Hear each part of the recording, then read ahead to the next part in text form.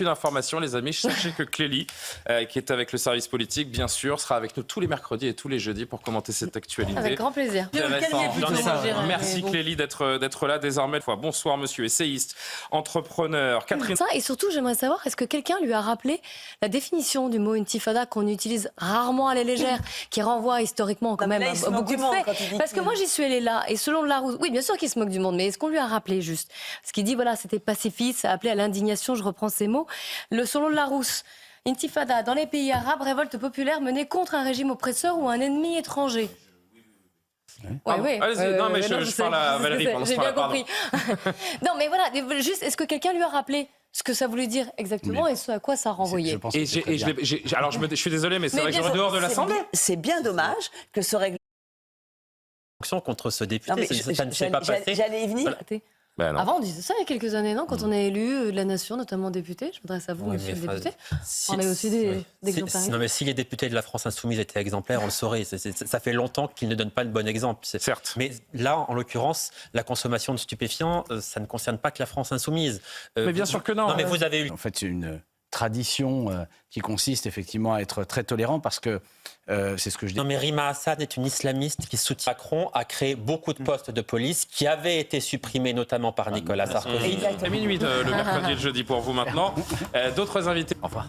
Au revoir. Merci beaucoup. Si ça prend trop de temps, ça passera directement au Sénat. Il est censé boucler à l'Assemblée nationale. Oui, mais justement au Sénat. Si les délais ne sont pas tenus. 40 jours à l'Assemblée nationale. Sur le fond de s'opposer, il y a quelque chose de clair. Ça se passe pour... au débat, en effet. 23h02, pardon, si exercice d'auto-apitoiement, accompagné de leçons de morale. Moi, je me rappelle... Qu'est-ce que vous en dites? Assumez, monsieur le député, assumez. Assumez, oui, mais il l'assumera devant ses électeurs. Agile, la démocratie, c'est comme l'amour, il faut s'en occuper chaque jour. Vous le faites? Il faut. Oui, mais encore faut-il le faire. Parce que... Dans un homme providentiel, et ça c'est absolument pas nouveau, enfin on peut revenir au général Boulanger ou autre, c'est-à-dire qu'il y a toujours eu cette croyance de dire nos problèmes ne vont pas, et vous l'avez dit monsieur Ramos, nos problèmes ne vont pas, on est englué, il y a des dettes, on n'y arrive pas, on s'en sort pas, on n'est pas écouté, nos élus sont déconnectés, il nous faut quelqu'un, un homme ou une femme, d'ailleurs peut-être providentiel, il faut quelqu'un, et cette croyance-là en se disant il y a quelqu'un qui va arriver et qui va régler tous nos problèmes. Il faudrait leur dire d'essayer la dictature. Je pense qu'ils reviendront vite à la démocratie.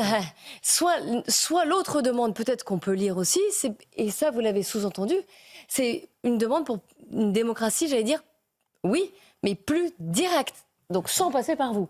Exactement. En gros. Bah oui, Et c'est ça qu'il faut comprendre. Est-ce qu'il croit en une dictature, en un homme providentiel ou quelque chose, ou est-ce qu'il demande quelque chose de plus direct, en passant par qui, de alors prendre parole, des référendums. C'est des consultations. Moi, je pense que c'est ça que les gens... Des votations suisses. Des consultations plus fréquentes ou des... Oui. C'est inquiétant. Guylain Benessa, Laurent... Ou en tout cas à l'Élysée et sans référendum, etc. C'est déconnecté, ils n'ont pas de prise avec nous et on n'est pas représentés. On a l'impression que le système nous dessert, en fait. Et qui sont en train de faire travailler notre démocratie. Donc, tous ces maires ruraux et tous ces conseillères et conseillères municipales qui vont aller travailler pour la démocratie.